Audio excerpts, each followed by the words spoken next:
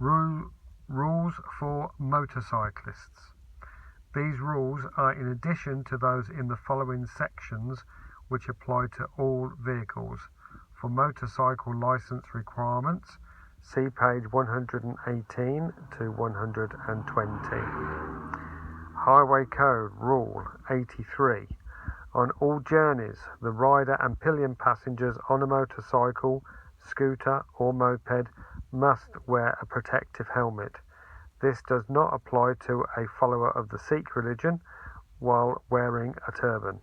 Helmets must comply with the regulations and they must be fastened securely.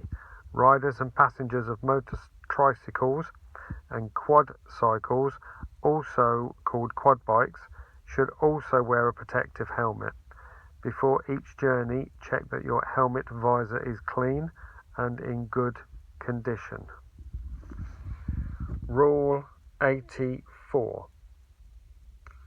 It is also advisable to wear eye protectors, which must comply with the regulations. Scratched or poorly fitted eye protectors can limit your view when riding, particularly in bright sunshine and the hours of darkness. Consider wearing ear protection.